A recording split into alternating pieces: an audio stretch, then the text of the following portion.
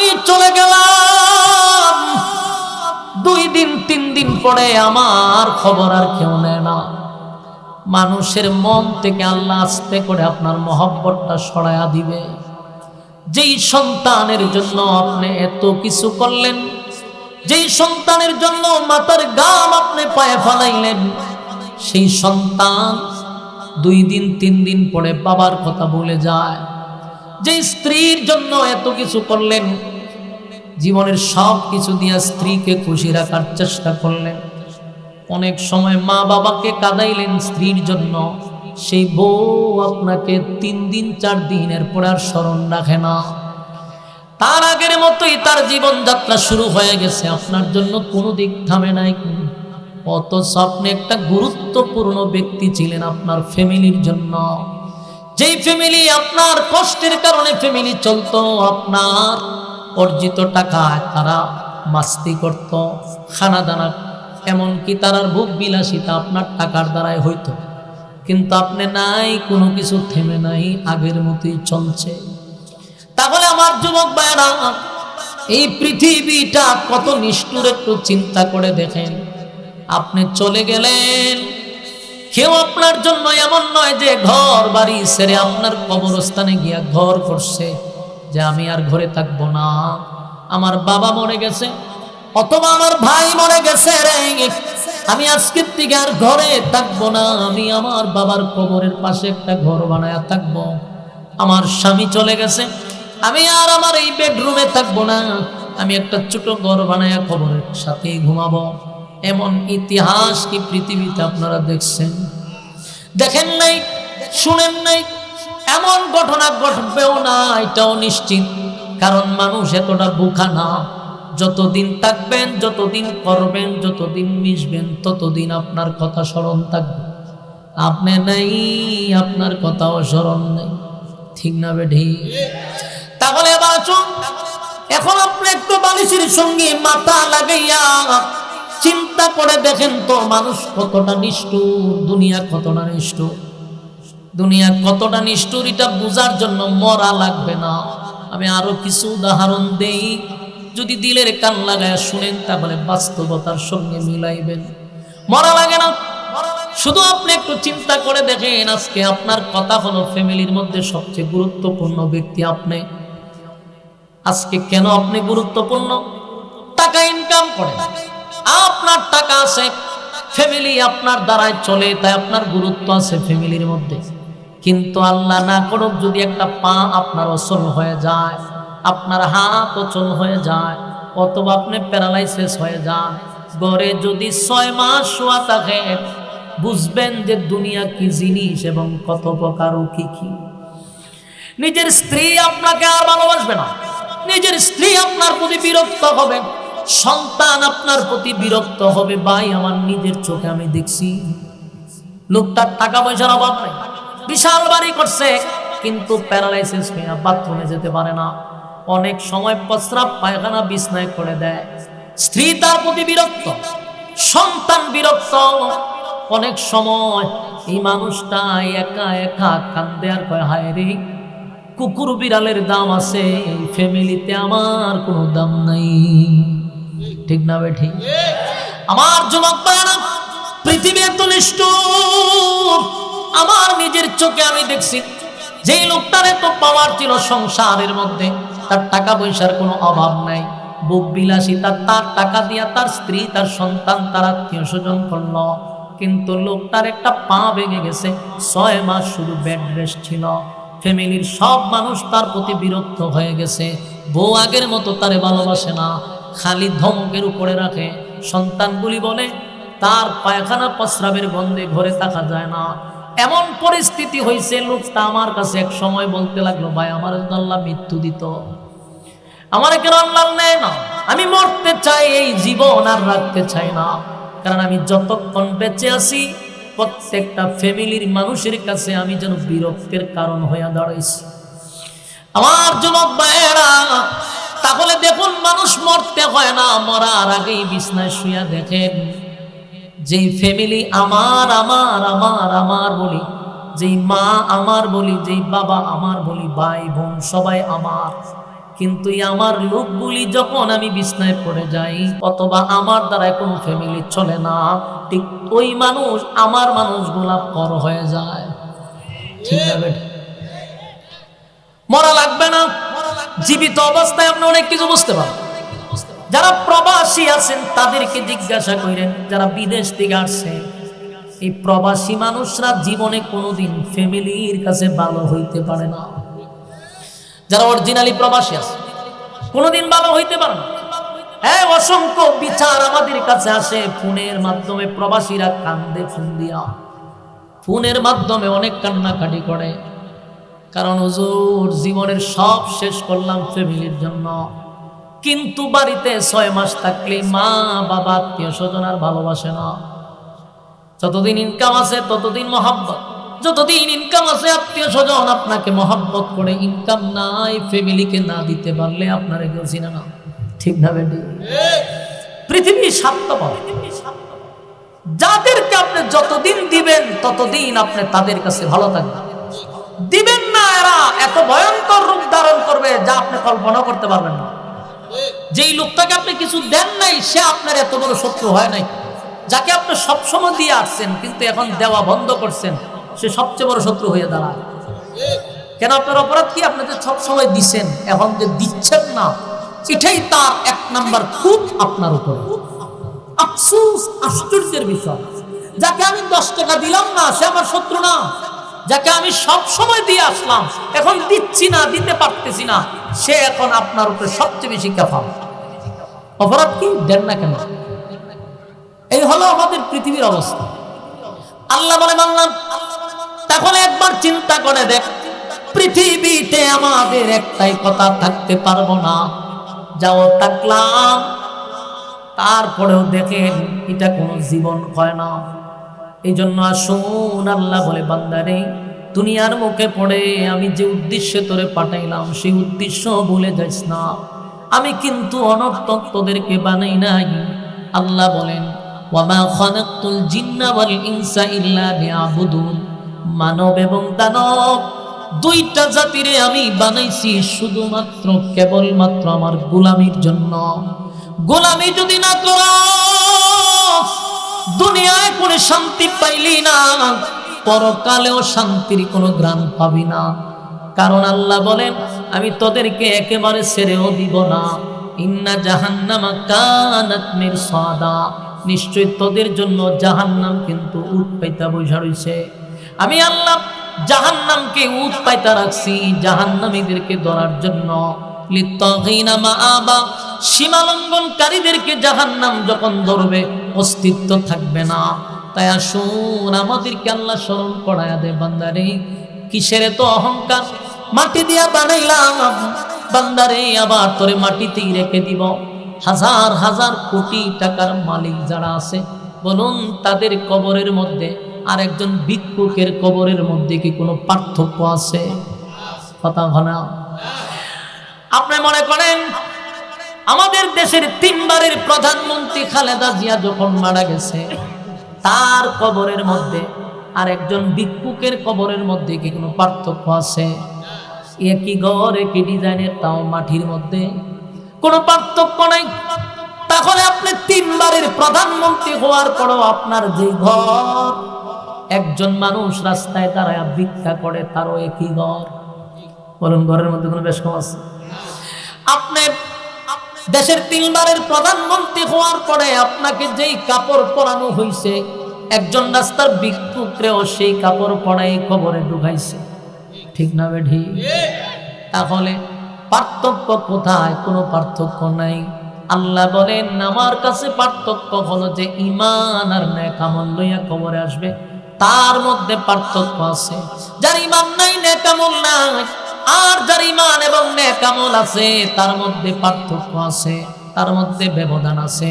আল্লাহ বলে বান্দারে এই কবর এমন একটা জায়গা, সেখানে তারই দাম আছে যার নেকি আছে, যার ঈমান আছে তার দাম আছে। ঈমান নাই, নেক আমল নাই, 4 পয়সার কোনো দাম নাই। প্রতিদিন আমাদেরকে কবরে ডাকে, মাটি আমাদেরকে ডাকে। আমরা বলতে পারি না, কিন্তু মাটি আমাদেরকে বলে, আমার উপর দিয়ে হাঁটতেছস, নাফরমানি করতেছস। আমি এমন একটা জায়গা, পোকামাকড়ের ঘর। আমি রাজা বাদশা চিনি না, আমি কারো নাম দাম শুনি না। আমার কাছে ঈমান আর নেক আমল নিয়ে আসলে আমি তারে সম্মান করব।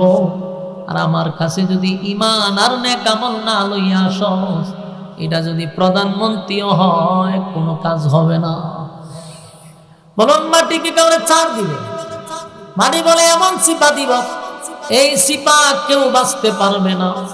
তবে তুমি যদি আল্লাহর হুকুম আর নবীর তরিকা অনুযায়ী জীবন যাপন করো, মাটি কয় আমি তার সঙ্গে সুন্দর আচরণ করব।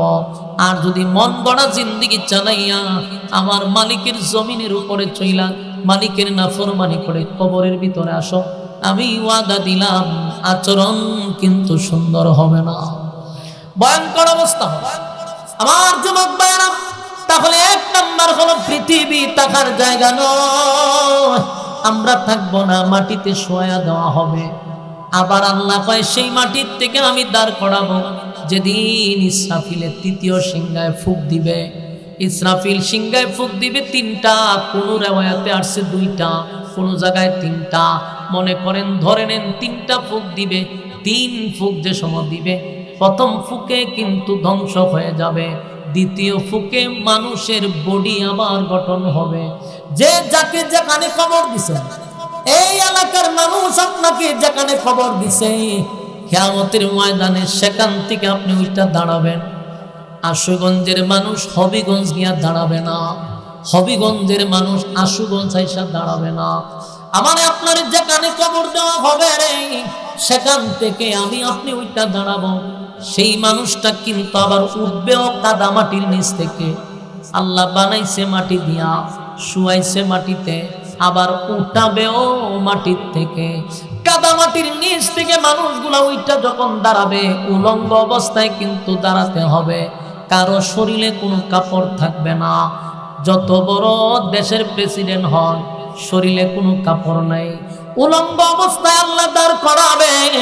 শুধুমাত্র কেবলমাত্র একজনের শরীরে কাপড় থাকবে, যিনি সমস্ত নবীকুলের সম্রাট, দু জাহানের বাদশা, নবী মুহাম্মদুর রাসূলুল্লাহ সাল্লাল্লাহু আলাইহি ওয়াসাল্লাম। আমার নবীকে আল্লাহ হাসরের মাঠে কাপড় পরিধান করাবে, এমনকি জান্নাতি পোশাক পরাইয়া হাবিবে কিবরিয়াকে হাসরের মাঠে জিবরাইল দাঁড় করাবে। আমার নবী ছাড়া কারো শরীরে কোনো কাপড় থাকবে না, উলঙ্গ অবস্থায় দাঁড়াবে।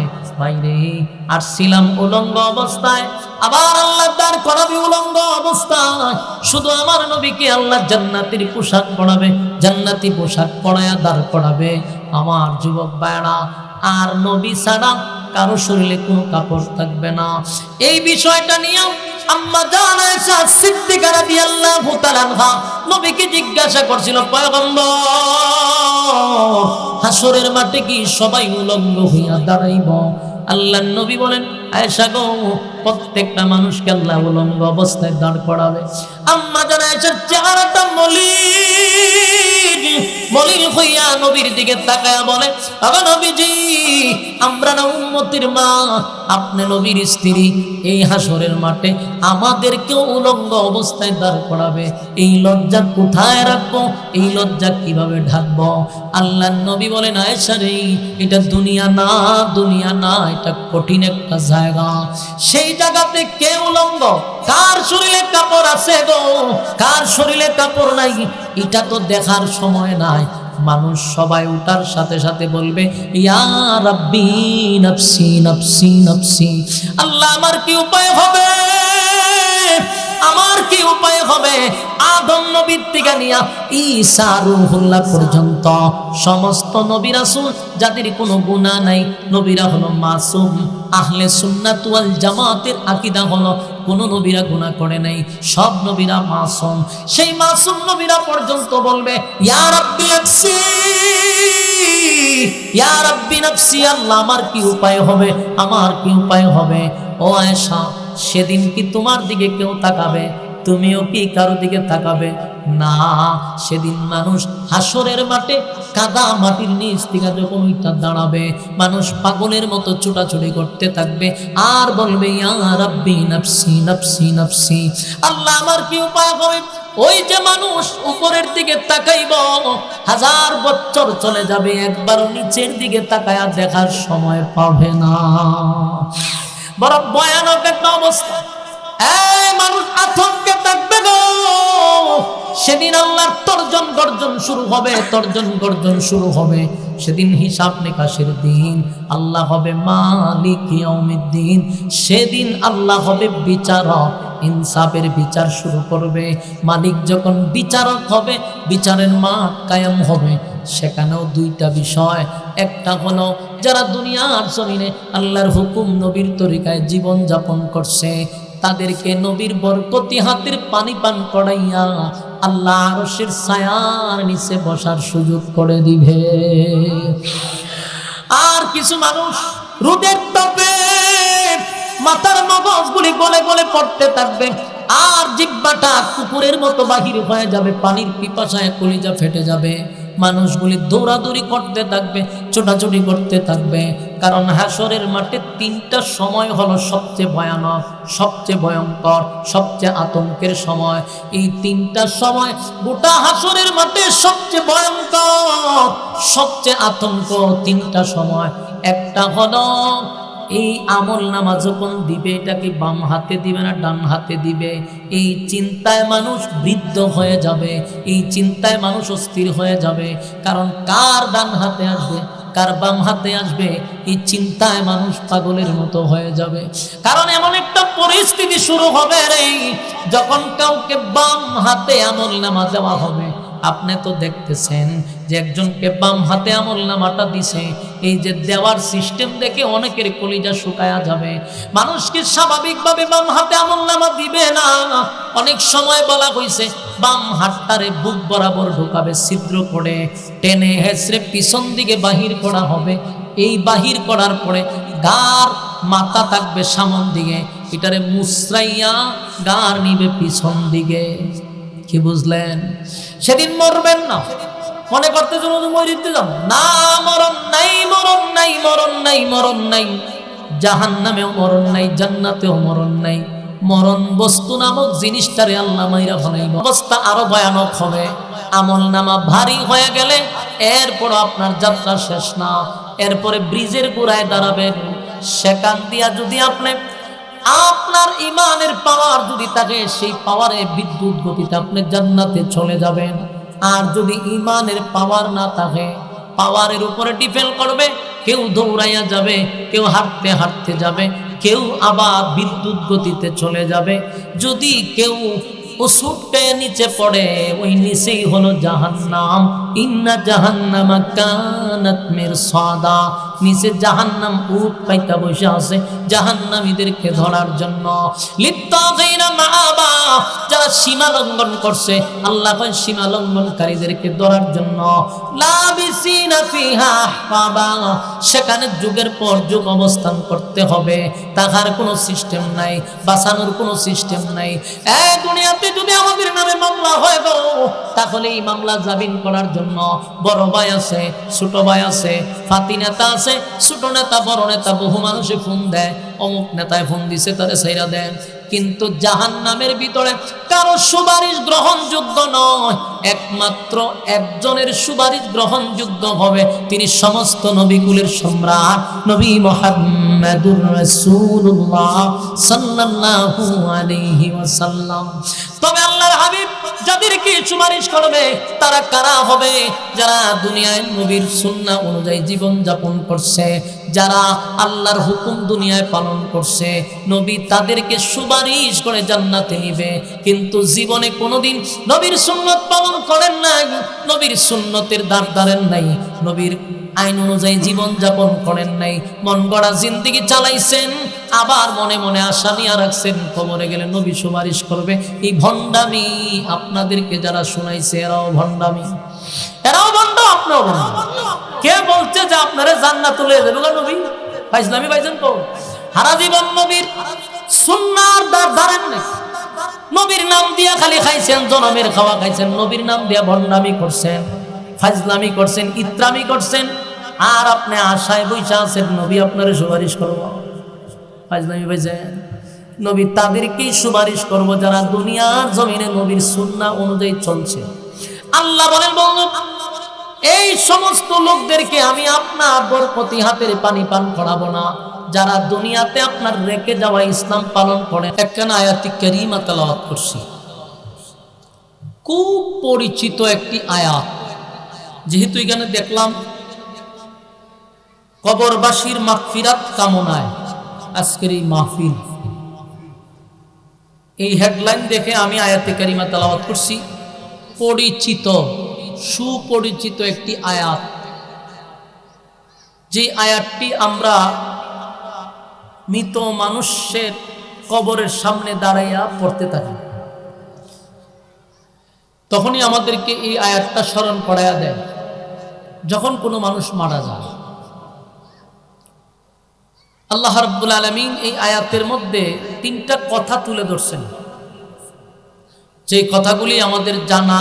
এইখানে কথা কথা, হ্যাঁ, এই ভ্যান্ডেলের বাম দিকে কথা কইতে, এই তো নিজেও আর শুনতে চায় না, কাউকে শুনতেও দেয় না। এই আয়াতগুলির মধ্যে তিনটা কথা তুলে ধরছে।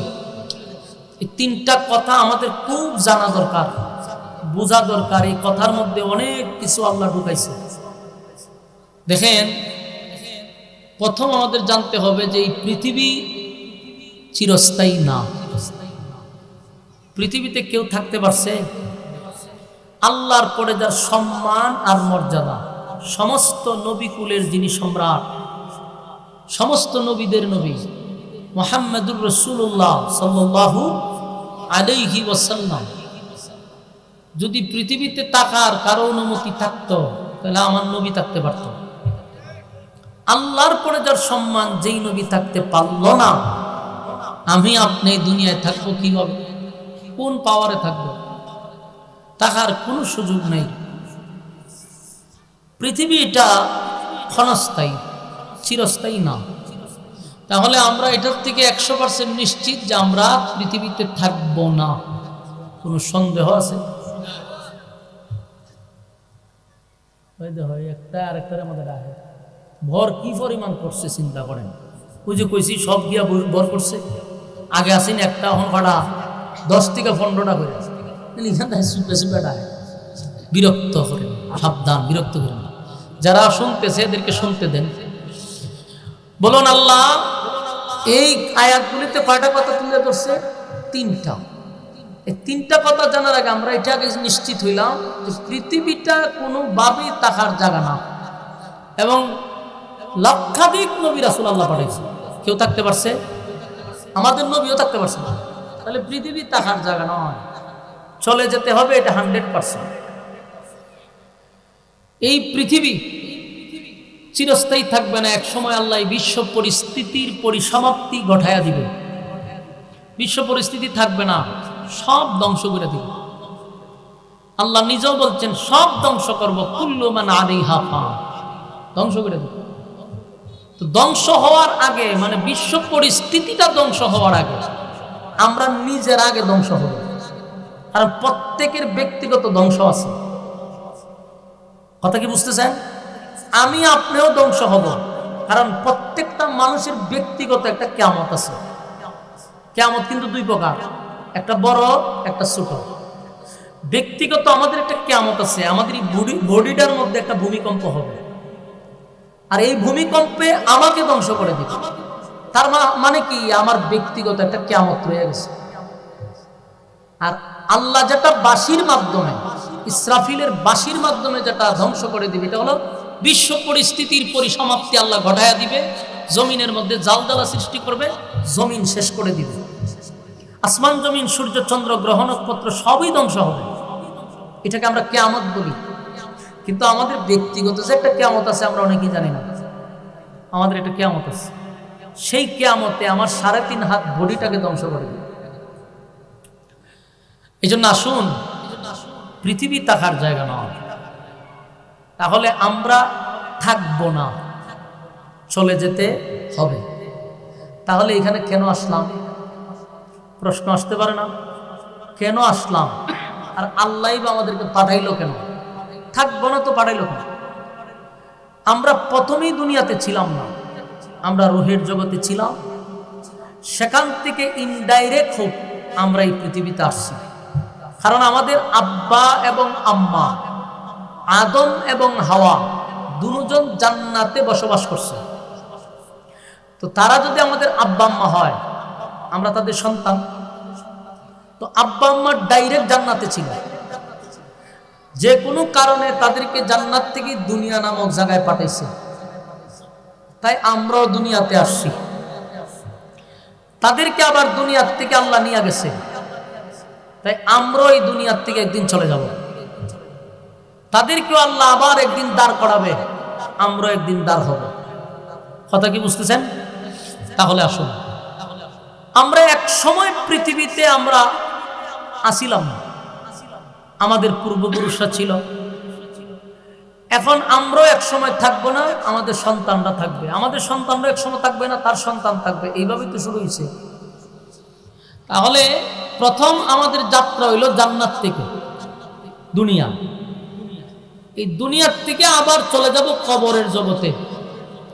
কবরের জগৎ থেকে আবার আমাদেরকে আল্লাহ দাঁড় করাবে হাসরের মাঠে। হাসরের মাঠ থেকে আবার আমাদেরকে দুইটা জায়গায় আমাদের সিদ্ধান্ত হবে, আমাদের উপরে ডিপেন্ড করবে। হয় আমরা জান্নাতি, না হয় আমরা জাহান্নামী। তাহলে আসুন এখন আমরা বলি, আল্লাহ কি বলছে? যে আমি তোমাদেরকে মাটির থেকেই তৈরি করছি। যেই আয়াতটা আমরা কবরে যাওয়ার পরে মুর্দারে যখন আমরা মাটিতে শোয়াই, বাঁশ টাস দিয়া মাটি যখন দেই, তখন মানুষ কি করে? মাটি দেয়ার কয় মিনহা খালাকনাকুম ওয়া ফিহা নুঈদুকুম ওয়া মিনহা নুখরিজুকুম তারাতান উখরা। এটা কোন সময় পড়েন? কথা হয় না, কই আইছে বাস তো একটু হা হু কম। তিনি কইলে তো আমি বুঝতাম যে হ কথা শুনতেছে। কথা শোনা যায়নি তো কন্যা করে মাঝে মধ্যে একটু হা মনে কইেন, আমি বুঝবো যে হ কথা বুঝতেছে। এই আয়াতটা তখনই শুনেন যখন কেউ মারা যায়। আর মারা যাওয়ার পরে বাড়িতে পড়ে না, কোথায় পড়ে? কবরে, তারে শুয়ানোর পরে মাটি দেওয়ার সময় হয়। কেন এই আয়াতটা আমরা পড়ি? এটা দিয়ে আমাদেরকে স্মরণ করায় দেয়, তোমার আমি মাটির থেকেই তৈরি করছিলাম। মানুষকে আল্লাহ কি দিয়ে বানাইছে? মাটি দিয়ে বানাইছি। আবার তোমাকে আমি মাটিতে শোয়া দিব, আবার আমি তোমাকে মাটির থেকেই উঠাবো। তাহলে দেখেন, মাটি দিয়ে বানাইছে, মাটিতে রাখবে, মাটির থেকে উঠাবে। আমাদের অবস্থাটা কোথায় দেখছে না? আল্লাহ বলেন, বান্দা পৃথিবীতে থাকার কোনো সিস্টেম নাই, আসো চলে যেতে হবে। আমরা একটা সফরের মধ্যে আছি, দৌড় আসলাম না, আইসি দৌড়াই বাংলাদেশ, এই পৃথিবীতে আসছে। এখান থেকে আবার আমাদেরকে নিয়ে যাবে কবরে, কবর থেকে আবার উঠাবে হাসরে, হ্যাঁ বলছি রাতে, মিজানে, সব জায়গায় দৌড়তে হবে। আমাদের যাত্রা কিন্তু এখনো শেষ হয় না, আমাদের দৌড় শেষ হয় নাই। প্রত্যেকটা স্টেশনে আমাদেরকে দাঁড়াইতে হবে এবং প্রত্যেকটা মানুষের জবাবদিহিতা আছে। বলুন, জবাব ছাড়া কোনো সুযোগ আছে? কুল্লু নাফসিন বিমা কাসাবাত রাহিন। প্রত্যেকটা মানুষ তার কৃতকর্মের জন্য আল্লাহর সামনে দাঁড়াইতে হবে, এতে কোনো সন্দেহ। এই জন্য আসুন, আমাদের আসাটা এবং যাওয়াটা, আসার সময় প্রতিটা মানুষ কানতে কানতে আমরা আসি। কোনো মানুষ পৃথিবীতে আসার সময় বাজনা টাজনা বাজাইয়া হাসতে হাসতে তারপরে আনন্দ ফুর্তি করে দুনিয়াতে আসে না। প্রত্যেকটা মানুষ কান্দে, কিন্তু এই কান্নাটা দিয়ে আমাদের শুরু, যাওয়াটা যেন কান্নার সাথে না হয়, যাওয়াটা যেন আমাদের হাসি খুশিতে হয়। মানুষ আমাদের জন্য কান্দবে, কিন্তু আমরা যেন হাসতে হাসতে কবরে যাই। কারণ যখন আপনি পৃথিবীতে আসছেন, আপনি একলা কাঁদছেন, কিন্তু ঘরের সবাই আপনার আসার আগমনে হাসছে। ঠিক না বেটি? সবাই হাসছে, মা খুশি, বাবা খুশি, আত্মীয় স্বজন খুশি, কিন্তু আপনি একা কাঁদছেন। সবাই আপনার আনন্দে আনন্দিত, কেউ মিষ্টি বিতরণ করছে, কিন্তু যাওয়ার সময়টায় যেন কেউ না হাসে। যাওয়ার সময় হাসাটা কিন্তু মারাত্মক। যাওয়ার সময় মানুষ আপনার জন্য কাঁদতে হবে, আর আপনি তখন হাসতে হাসতে যাবেন, আপনার যাওয়াটা যেন কান্নার সহিত না হয়, আর মানুষ যেন আপনার যাওয়ার সময় না হাসে। এখানে দুইটা পরিবর্তন। আসছিলাম কাঁদতে কাঁদতে, বিপরীত হলো যাব হাসতে হাসতে, আর মানুষ আমার জন্য কাঁদবে। কথা কোন ঠিক? এই জন্য এমন জীবন করহে গঠন, মরিলে হাসিবে তুমি, কাঁদিবে গোপন। যেমন তার উদাহরণ বাস্তব, উসমান বিন হাদি, ঠিক না? মারা তো গেছে, এখনো তার জন্য মানুষ কান্দে, এখনো কান্দে। অথচ 16 বছর আমরা দেখছি কোন নেতা মারা গেলে মানুষ ইন্না লিল্লাহ পড়ে নাই, মানুষ পড়ছে আলহামদুলিল্লাহ। কোন নেতা যদি মারা গেছে তো কমেন্টসে লেখছে কি আলহামদুলিল্লাহ। আর উসমান হাদি চলে যাওয়ার পরে আজও পর্যন্ত তার কবরে অনেক মানুষ কান্নাকাটি করে। কি ছিল? আমাদের কোন আত্মীয় স্বজন ছিল, রক্তের সম্পর্ক ছিল না, কিন্তু তার কথা স্মরণ হলে এখনো মানুষ কান্দে। কারণ এমন একটা জীবন গঠন করে গেছে, সে চলে গেছে, কিন্তু আজকে গড়ে গড়ে হাদি তৈরি হয়ে গেছে। তো এমন জীবন গঠন করা দরকার। আল্লাহ বলেন, বান্দা, পৃথিবীর সমগ্র সৃষ্টি জগতের মধ্যে আমি তোমাকে শ্রেষ্ঠত্ব দিছি, আমি তোমারে সম্মান দিছি, আমি তোমারে কোয়ালিটি সম্পন্ন করে বানাইছি। তোমারে বানাইতে গিয়া আমি আল্লাহ নিজের কুদরতি হাত লাগাইছি। আমি তোমারে বানাইছি সময় নিয়া, আসমান জমিন সূর্য চন্দ্র বানাইছি হুকুম দিয়া, আর তোমারে বানাইছি নিজের কুদরতি হাত দিয়া। বানানোর পরে আমি আল্লাহ আবার তোমার পিছনে উফাদি লাগাইয়া দিছি যে মানুষ বানাইছি এটা সৃষ্টির মধ্যে সবচেয়ে শ্রেষ্ঠ। ফেরেশতা নূর দিয়া বানাইলেও মানুষে কি করছে? সৃষ্টির শ্রেষ্ঠত্ব দান করছে। তো এত কোয়ালিটি সম্পূর্ণ করে বানানোর পরে যদি তুমি তোমার মন গড়া জিন্দেগি চালাও, আমার জমিনে হাঁটার পরে আমারই নাফরমানি করো, তাহলে এটা নিশ্চিত থাকো তোমার সামনে কিন্তু জবাবদিহিতা আছে। কথা বল ঠিক না? ঠিক। তুমি ভাইবো না যে আমি তোমার একেবারে ছেড়ে দিব, কারণ এই সামান্য সময় পৃথিবীতে তোমার পাঠাইছি, এটা শুধুমাত্র কেবলমাত্র একটা পরীক্ষার জন্য। কারণ তোমার দৌড় শেষ হয়েছে না, তুমি আসছো আবার চলে যাইবা। তো এখানে কেন স্টেশনে দাঁড়াইছো? একটা পরীক্ষা দিবা। এখান থেকে তোমার দৌড় শেষ হয়েছে না, কবরের জগতে যাইবা, সেখান থেকে তোমাকে আরো দৌড়তে হবে, তোমার দৌড় শেষ হয়েছে না। তুমি যদি এখানেই মনে করো যে আমি আসছি এখানে একটু ঘুমাই, সময় তো চলে গেল। আমার যুবক ভাইরা, রব্বে কারীম বলেন, বান্দা, আমি তোমাকে মাটি থেকে তৈরি করলাম, মাটি দিয়া বানাইলাম। এই মাটি দিয়া বানানোর পরে আমি আবার তোমাকে ঠিক সময়ে মাটির মধ্যেই তোমাকে শোয়ানো হবে। আবার তোমাকে একদিন আমি মাটির থেকে দাঁড় করাবো। তাহলে মাটি দিয়া বানাইলো, মাটিতে শুয়াইলো, আবার মাটির থেকে উঠাইলো। আমাদের দৌড় কিন্তু শেষ হয় নাই, আমাদের দৌড় কিন্তু চলতেছে। আল্লাহ বলেন, প্রত্যেকটা মানুষ আমার সামনে দাঁড়াইয়া তার কৃতকর্মের জন্য আবার জবাব দিতে হবে। মনে করবেন না মালিক আমারে আপনারে দুনিয়ায় ছেড়ে দিছে, এখানেই আমাদের জীবনের শেষ। না, এখানেই জীবনের শেষ না। কেন আসলাম, কেন পাঠাইলো, এই বিষয়টা আমাদের মাথায় রাখা দরকার। এই পৃথিবী চিরস্থায়ী নয় গো, ক্ষণস্থায়ী। অনন্তকাল একটা জায়গা আছে, সেখানে আমাদেরকে যেতে হবে। কারণ আমার সামনে আমার মা চলে গেল, বাবা চলে গেল, দাদা চলে গেল, কেউ তো থাকলো না, এটা নিশ্চিত। আমিও চলে যাব, কোনো সন্দেহ নেই। ক্ষমতা দিয়েও থাকতে পারবো না, পাওয়ার দিয়েও থাকতে পারবো না। এই যে আপনাদের এলাকার মোরদাগানের ইসালে সওয়াব উপলক্ষে মাহফিলটা করছেন, আপনারা মহিষার গ্রামের কত মানুষ ছিল যারা গত বছর এখানে ছিল, এই বছর নাই। এমনও মানুষ আছে এই গ্রামে যাদের পাওয়ারে, যাদের দাফটে এলাকার মানুষ কাঁপছে। আজকে দেখেন তাদের কবরের সামনে কেউ যায় না, তাদের কবরের সামনে মাসে বছরে একবারও কেউ যায় না রে। তার মানে এই দুনিয়ায় থাকতে তোমার পাওয়ার ছিল, ক্ষমতা ছিল, যেদিন দুনিয়া থেকে চলে গেছো বলো তোমার যাওয়ার কারণে কি দুনিয়া কোনো দিক দিয়ে থাইমা আছে? দুনিয়া আগের মতোই চলতেছে, দুনিয়া থামে নাই। আমি চলে গেলে আমার দুনিয়া থামবে না, আমি চলে গেলে আমার কিছুই থেমে থাকবে না। কারো যদি অফিস থাকে, অফিস কিন্তু আগের মতোই চলবে। কারো গাড়ি থাকলে গাড়ি আগের মতো চলবে। কারো ব্যবসা থাকলে আগের মতো চলবে। আপনার ঘরের মানুষগুলো আগের মতোই সে গোসল করবে, খানা খাবে, তার প্রতিদিন যে কাপড় পরার সেটা পরবে। আপনি চলে গেছেন এই জন্য সে আর কোনোদিন কাপড় পরবে না। আপনি চলে গেছেন সে কোনোদিন খানা খাইবে না।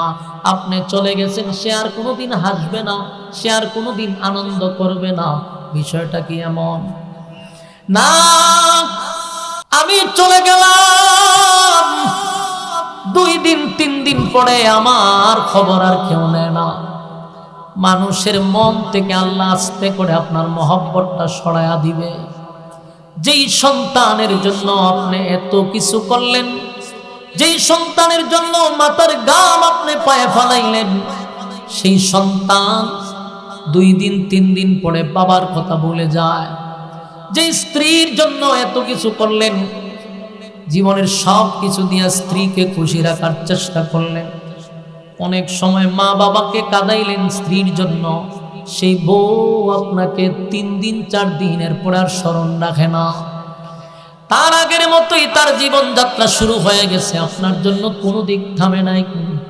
অথচ আপনি একটা গুরুত্বপূর্ণ ব্যক্তি ছিলেন আপনার ফ্যামিলির জন্য।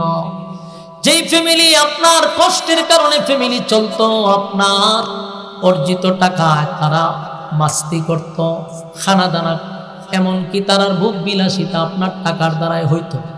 কিন্তু আপনি নাই, কোনো কিছু থেমে নাই, আগের মতোই চলছে। তাহলে আমার যুবক ভাইরা, এই পৃথিবীটা কত নিষ্ঠুর একটু চিন্তা করে দেখেন। আপনি চলে গেলেন, কেউ আপনার জন্য এমন নয় যে ঘর বাড়ি ছেড়ে আপনার কবরস্থানে গিয়া ঘর করছে যে আমি আর ঘরে থাকবো না, আমার বাবা মরে গেছে অথবা আমার ভাই মরে গেছে রে, আমি আজকের থেকে আর ঘরে থাকবো না, আমি আমার বাবার কবরের পাশে একটা ঘর বানায়া থাকবো। আমার স্বামী চলে গেছে, আমি আর আমার এই বেডরুমে থাকবো না, আমি একটা ছোট ঘর বানায়া কবরের সাথে ঘুমাবো। এমন ইতিহাস কি পৃথিবীতে আপনারা দেখছেন? দেখেন নাই, শুনেন নাই? এমন ঘটনা ঘটবেও না, এটাও নিশ্চিত। কারণ মানুষ এতটা বোকা না। যতদিন থাকবেন, যতদিন করবেন, যতদিন মিশবেন, ততদিন আপনার কথা স্মরণ থাকবে। আপনি নাই, আপনার কথাও স্মরণ নেই। ঠিক না বেঠি? তাহলে এবার আসুন, এখন আপনি একটু বালিশের সঙ্গে মাথা লাগাইয়া চিন্তা করে দেখেন তো, মানুষ কতটা নিষ্ঠুর, দুনিয়া কতটা নিষ্ঠুর। দুনিয়া কতটা নিষ্ঠুর এটা বোঝার জন্য মরা লাগবে না। আমি আরো কিছু উদাহরণ দেই, যদি দিলের কান লাগায় শুনেন তাহলে বাস্তবতার সঙ্গে মিলাইবেন। মরা লাগে না, শুধু আপনি একটু চিন্তা করে দেখেন। আজকে আপনার কথা হলো ফ্যামিলির মধ্যে সবচেয়ে গুরুত্বপূর্ণ ব্যক্তি আপনি। আজকে কেন আপনি গুরুত্বপূর্ণ? টাকা ইনকাম করেন, আপনার টাকা আছে, ফ্যামিলি আপনার দ্বারাই চলে, তাই আপনার গুরুত্ব আছে ফ্যামিলির মধ্যে। কিন্তু আল্লাহ না করুক যদি একটা পা আপনার অচল হয়ে যায়, আপনার হাত অচল হয়ে যায়, অথবা আপনি প্যারালাইসিস হয়ে যান, ঘরে যদি 6 মাস শোয়া থাকে, বুঝবেন যে দুনিয়া কি জিনিস এবং কত প্রকার ও কি কি। নিজের স্ত্রী আপনাকে আর ভালোবাসবে না, নিজের স্ত্রী আপনার প্রতি বিরক্ত হবে, সন্তান আপনার প্রতি বিরক্ত হবে। ভাই, আমার নিজের চোখে আমি দেখছি, লোকটার টাকা পয়সার অভাব নেই, বিশাল বাড়ি করছে, কিন্তু প্যারালাইসিস হয়ে বাথরুমে যেতে পারে না। অনেক সময় প্রস্রাব পায়খানা বিছনায় করে দেয়। স্ত্রী তার প্রতি বিরক্ত, সন্তান বিরক্ত। অনেক সময় এই মানুষটা একা একা কান্দে আর কয়, হায় রে, কুকুর বিড়ালের দাম আছে, এই ফ্যামিলিতে আমার কোনো দাম নাই। ঠিক না বেঠি? আমার যুবক ভাইরা, পৃথিবী এত নিষ্ঠুর।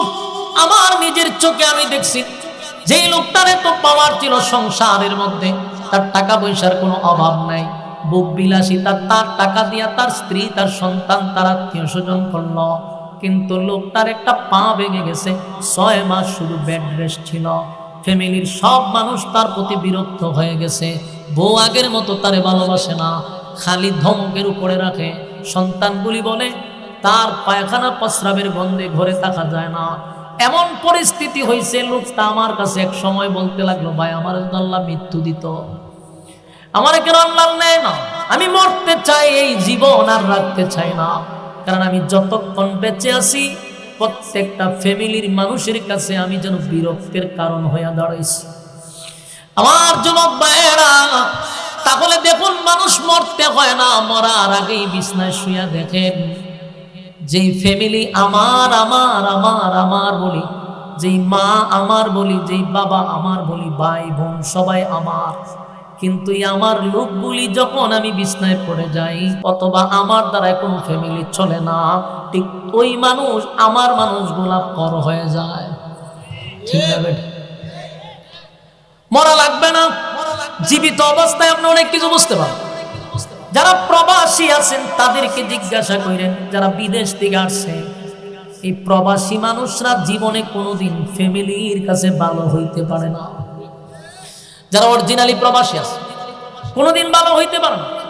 হ্যাঁ, অসংখ্য বিচার আমাদের কাছে আসে ফোনের মাধ্যমে, প্রবাসীরা কান্দে ফোন দিয়া, ফোনের মাধ্যমে অনেক কান্নাকাটি করে, কারণ হুজুর জীবনের সব শেষ করলাম ফ্যামিলির জন্য, কিন্তু বাড়িতে 6 মাস থাকলে মা বাবা আত্মীয় স্বজন আর ভালোবাসে না।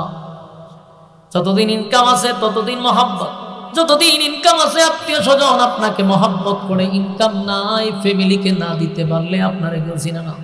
ঠিক না বেটি?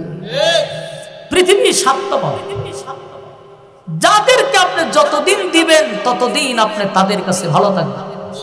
দিবেন না, এরা এত ভয়ঙ্কর রূপ ধারণ করবে যা আপনি কল্পনা করতে পারবেন না। যেই লোকটাকে আপনি কিছু দেন নাই সে আপনার এত বড় শত্রু হয় নাই, যাকে আপনি সবসময় দিয়ে আসছেন কিন্তু এখন দেওয়া বন্ধ করছেন, সে সবচেয়ে বড় শত্রু হয়ে দাঁড়ায়। কেন? আপনার অপরাধ কি? আপনি যে সবসময় দিচ্ছেন, এখন যে দিচ্ছেন না, এটাই তার 1 নাম্বার খুব আপনার উপরে।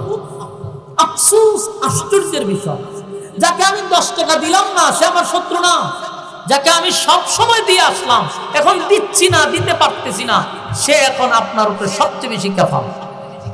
অপরাধ কি? দেন না কেন? এই হলো আমাদের পৃথিবীর অবস্থা। আল্লাহ বলে মানলাম, তাহলে একবার চিন্তা করে দেখ, পৃথিবীতে আমাদের একটাই কথা, থাকতে পারবো না, যাও থাকলাম, তারপরেও দেখেন এটা কোনো জীবন হয় না। এই জন্য আসুন, আল্লাহ বলে বান্দারে, দুনিয়ার মুখে পড়ে আমি যে উদ্দেশ্যে তোরে পাঠাইলাম সেই উদ্দেশ্য ভুলে যাইস না। আমি কিন্তু অনর্থক তোদেরকে বানাই নাই। আল্লাহ বলেন, ওয়ামা খালাকতুল জিন্না ওয়াল ইনসা ইল্লা লিয়াবুদুন, মানব এবং দানব 2টা জাতিরে আমি বানাইছি শুধুমাত্র কেবলমাত্র আমার গোলামির জন্য। গোলামি যদি না করো দুনিয়ায় কোনো শান্তি পাইলি না, পরকালেও শান্তির কোনো গ্রাণ পাবি না। কারণ আল্লাহ বলেন, আমি তোদেরকে একেবারে ছেড়েও দিব না। ইন্না জাহান্নামা কানাত মিরসাদা, নিশ্চয় তোদের জন্য জাহান্নাম কিন্তু উট পাইতা বইসা রইছে। আমি আল্লাহ জাহান্নামকে উট পাইতা রাখছি জাহান্নামীদেরকে ধরার জন্য। লিত্তাগিনা মাআবা, সীমালঙ্ঘনকারীদেরকে জাহান্নাম যখন ধরবে অস্তিত্ব থাকবে না। তাই আসুন, আমাদেরকে আল্লাহ স্মরণ করায়া দে, বান্দারে কিসের তো অহংকার, মাটি দিয়া বানাইলাম বান্দারে, আবার তোরে মাটিতেই রেখে দিব। হাজার হাজার কোটি টাকার মালিক যারা আছে বলুন, তাদের কবরের মধ্যে আর একজন ভিক্ষুকের কবরের মধ্যে কি কোনো পার্থক্য আছে? কথা ঘনা। আপনি মনে করেন আমাদের দেশের 3বারের প্রধানমন্ত্রী খালেদা জিয়া যখন মারা গেছে, তার কবরের মধ্যে আর একজন ভিক্ষুকের কবরের মধ্যে কি কোনো পার্থক্য আছে? একই ঘর, একই ডিজাইনের, তাও মাটির মধ্যে, কোনো পার্থক্য নাই। তাহলে আপনি 3বারের প্রধানমন্ত্রী হওয়ার পরও আপনার যে ঘর, একজন মানুষ রাস্তায় দাঁড়ায় ভিক্ষা করে, তারও একই ঘর। বলুন, ঘরের মধ্যে কোনো বেশ কম আছে? আপনি দেশের 3বারের প্রধানমন্ত্রী হওয়ার পরে আপনাকে যেই কাপড় পরানো হয়েছে, একজন রাস্তার ভিক্ষুকরেও সেই কাপড় পরাই কবরে ঢুকাইছে, ঠিক না বেঠি? তাহলে পার্থক্য কোথায়? কোনো পার্থক্য নাই। আল্লাহ বলেন আমার কাছে পার্থক্য হলো যে ঈমান আর নেক আমল লইয়া কবরে আসবে, তার মধ্যে পার্থক্য আছে। যার ঈমান নাই, নেক আমল নাই, আর যার ঈমান এবং নেক আমল আছে তার মধ্যে পার্থক্য আছে, তার মধ্যে ব্যবধান আছে। আল্লাহ বলে বান্দারে, এই কবর এমন একটা জায়গা, সেখানে তারই দাম আছে যার নেকি আছে, যার ঈমান আছে তার দাম আছে। ঈমান নাই, নেক আমল নাই, 4 পয়সার কোনো দাম নাই। প্রতিদিন আমাদেরকে কবরে ডাকে, মাটি আমাদেরকে ডাকে।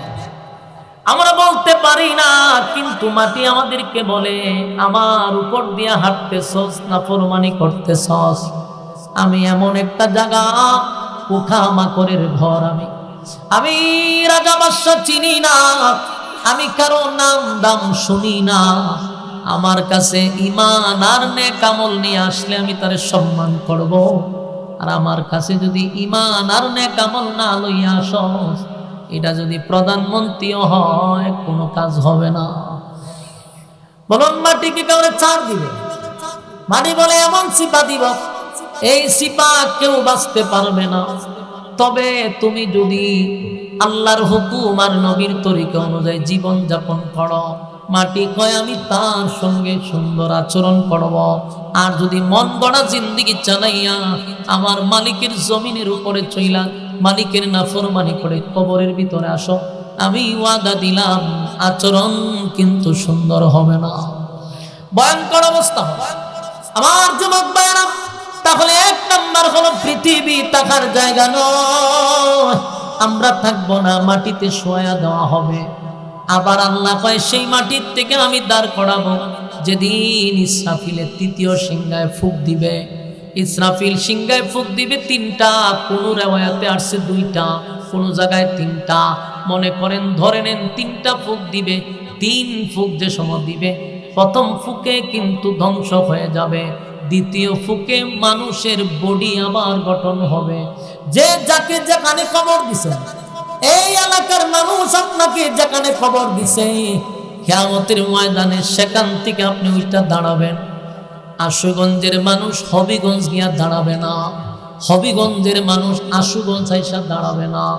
আমার আপনার যেখানে খবর দেওয়া হবে রে, সেখান থেকে আমি আপনি ওইটা দাঁড়াবো।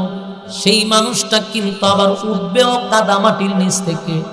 আল্লাহ বানাইছে মাটি দিয়া, শুয়াইছে মাটিতে, আবার উঠাবেও মাটির থেকে। কাদা মাটির নিচ থেকে মানুষগুলা ওইটা যখন দাঁড়াবে, উলঙ্গ অবস্থায় কিন্তু দাঁড়াতে হবে। কারো শরীরে কোনো কাপড় থাকবে না। যত বড় দেশের প্রেসিডেন্ট হন, শরীরে কোনো কাপড় নাই, উলঙ্গ অবস্থায় আল্লাহ দাঁড় করাবে। শুধুমাত্র কেবলমাত্র একজনের শরীরে কাপড় থাকবে, যিনি সমস্ত নবীকুলের সম্রাট, 2 জাহানের বাদশা নবী মুহাম্মদুর রাসূলুল্লাহ সাল্লাল্লাহু আলাইহি ওয়াসাল্লাম। আমার নবীকে আল্লাহ হাসরের মাঠে কাপড় পরিধান করাবে, এমনকি জান্নাতি পোশাক পরাইয়া হাবিবে কিবরিয়াকে হাসরের মাঠে জিবরাইল দাঁড় করাবে। আমার নবী ছাড়া কারো শরীরে কোনো কাপড় থাকবে না, উলঙ্গ অবস্থায় দাঁড়াবে। বাইরে আসছিলাম উলঙ্গ অবস্থায়, আবার আল্লাহ দাঁড় করাবে উলঙ্গ অবস্থায়। শুধু আমার নবীকে আল্লাহ জান্নাতের পোশাক পরাবে, জান্নাতি পোশাক পরায়া দাঁড় করাবে। আমার যুবক ভাইরা, আর নবী ছাড়া কারো শরীরে কোনো কাপড় থাকবে না। এই বিষয়টা নিয়ে আম্মা জান আয়েশা সিদ্দিকা রাদিয়াল্লাহু তাআলা আনহা নবীকে জিজ্ঞাসা করছিল, পয়গম্বর হাসরের মাঠে কি সবাই উলঙ্গ হইয়া দাঁড়াইব? আল্লাহর নবী বলেন, আয়েশা গো, প্রত্যেকটা মানুষকে আল্লাহ উলঙ্গ অবস্থায় দাঁড় করাবে। আম্মা জান আয়েশার চেহারাটা মলিন হইয়া নবীর দিকে তাকায়া বলে, ওগো নবীজি, আমরা না উম্মতের মা, আপনি নবীর স্ত্রী, এই হাসরের মাঠে আমাদেরকেও উলঙ্গ অবস্থায় দাঁড় করাবে, এই লজ্জা কোথায় রাখবো, এই লজ্জা কিভাবে ঢাকবো? আল্লাহর নবী বলেন, আয়েশা রে, এটা দুনিয়া না, দুনিয়া না, এটা কঠিন একটা জায়গা। সেই জায়গাতে কে উলঙ্গ? কার শরীরে কাপড় আছে গো, কার শরীরে কাপড় নাই? এটা তো দেখার সময় নাই। মানুষ সবাই উঠার সাথে সাথে বলবে, ইয়া রাব্বি নফসি নফসি নফসি। আল্লাহ, আমার কি উপায় হবে, আমার কি উপায় হবে? আদম নবীর থেকে নিয়া ঈসা রূহুল্লাহ পর্যন্ত সমস্ত নবী রাসূল যাদের কোনো গুনাহ নাই, নবীরা হলো মাসুম। আহলে সুন্নাত ওয়াল জামাতের আকীদা হলো কোন নবীরা গুনাহ করে নাই, সব নবীরা মাসুম। সেই মাসুম নবীরা পর্যন্ত বলবে, ইয়া রাব্বি নফসি, ইয়া রাব্বি নফসি। আল্লাহ, আমার কি উপায় হবে, আমার কি উপায় হবে? ও আয়েশা, সেদিন কি তোমার দিকে কেউ তাকাবে? তুমিও কি কারো দিকে তাকাবে? না। সেদিন মানুষ হাসরের মাঠে কাদা মাটির নিচ থেকে যখন ওইটা দাঁড়াবে, মানুষ পাগলের মতো ছোটাছুটি করতে থাকবে আর বলবে, ইয়া রাব্বি নফসি নফসি নফসি। আল্লাহ, আমার কি উপায় হবে? ওই যে মানুষ উপরের দিকে তাকাইব, 1000 বছর চলে যাবে, একবারও নিচের দিকে তাকায়া দেখার সময় পাবে না। বড় ভয়ানক একটা অবস্থা। এই মানুষ আতঙ্কে থাকবে গো। সেদিন আল্লাহর তর্জন গর্জন শুরু হবে, তর্জন গর্জন শুরু হবে। সেদিন হিসাব নিকাশের দিন। আল্লাহ হবে মালিক ইয়াউমিদ্দিন। সেদিন আল্লাহ হবে বিচারক, ইনসাফের বিচার শুরু করবে। মালিক যখন বিচারক হবে, বিচারের মাঠ কায়েম হবে। সেখানেও দুইটা বিষয়। একটা হলো যারা দুনিয়ার জমিনে আল্লাহর হুকুম নবীর তরিকায় জীবন যাপন করছে, তাদেরকে নবীর বরকতি হাতের পানি পান করাইয়া আল্লাহ আরশের ছায়ার নিচে বসার সুযোগ করে দিবে। আর কিছু মানুষ রোদের তাপে মাথার মগজগুলি গলে গলে পড়তে থাকবে, আর জিহ্বাটা কুকুরের মতো বাহির হয়ে যাবে, পানির পিপাসায় কলিজা ফেটে যাবে। মানুষগুলি দৌড়াদৌড়ি করতে থাকবে, ছোটাছুটি করতে থাকবে। কারণ হাসরের মাঠে 3টা সময় হলো সবচেয়ে ভয়ানক, সবচেয়ে ভয়ঙ্কর, সবচেয়ে আতঙ্কের সময়। এই 3টা সময় গোটা হাসরের মাঠে সবচেয়ে ভয়ঙ্কর, সবচেয়ে আতঙ্ক 3টা সময়। একটা হলো এই আমল নামা যখন দিবে, এটাকে বাম হাতে দিবে না ডান হাতে দিবে, এই চিন্তায় মানুষ বৃদ্ধ হয়ে যাবে, এই চিন্তায় মানুষ অস্থির হয়ে যাবে। কারণ কার ডান হাতে আসবে, কার বাম হাতে আসবে, এই চিন্তায় মানুষ পাগলের মতো হয়ে যাবে। কারণ এমন একটা পরিস্থিতি শুরু হবে রে, যখন কাউকে বাম হাতে আমল নামা দেওয়া হবে। আপনি তো দেখতেছেন যে একজনকে বাম হাতে আমল নামাটা দিছে, এই যে দেওয়ার সিস্টেম দেখে অনেকের কলিজা শুকায়া যাবে। মানুষকে স্বাভাবিকভাবে বাম হাতে আমল নামা দিবে না। অনেক সময় বলা হয়েছে বাম হাতটারে বুক বরাবর ঢোকাবে, ছিদ্র করে টেনে হেসড়ে পিছন দিকে বাহির করা হবে। এই বাহির করার পরে গার মাথা থাকবে সামন দিকে, এটারে মুসরাইয়া গার নিবে পিছন দিকে। কি বুঝলেন? সেদিন মরবেন না, মনে করতে জন্য মরিতে যাব না। মরণ নাই, মরণ নাই, মরণ নাই, মরণ নাই। জাহান্নামেও মরণ নাই, জান্নাতেও মরণ নাই। মরণ বস্তু নামক জিনিসটারে আল্লাহ মাইরা ফেলাইব।